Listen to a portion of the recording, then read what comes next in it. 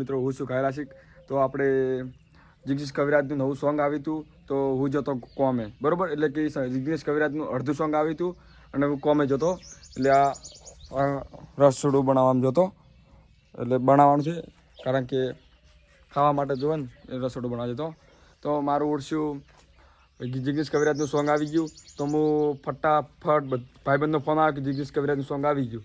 તો અડધું સોંગ આવી ગયું તો ફટાફટ કોમ બધું વેચીને જતો રહ્યો ઘરે. ફટાફટ બાઇક લઈને જતો રહ્યો વિડીયો બનાવવા. અને જિગ્નેશ કવિરાજના સોંગમાં ભૂક્કા કાઢી નાખવા વિડીયો બનાવ્યો. તો વિડીયો પહેલાં તમે જોઈ લો.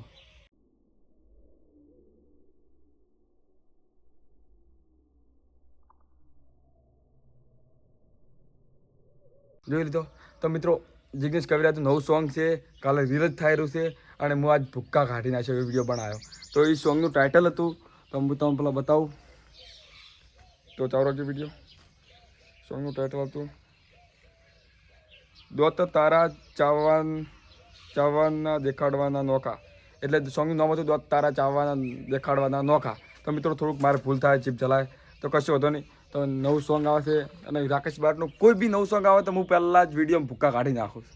એટલે ખતરનાક વિડીયો બનાવું. કોઈ બી કોમ પડ્યું હોય તો કોમ વેચીને વિડીયો બનાવવા જતો રહું અને વિડીયો બનાવું જોરદાર વાયરલ થઈ જાઓ. અને પહેલી ફેર મેં વિડીયો બનાવ્યો હતો 1,57,000 પહોંચ્યો હતો.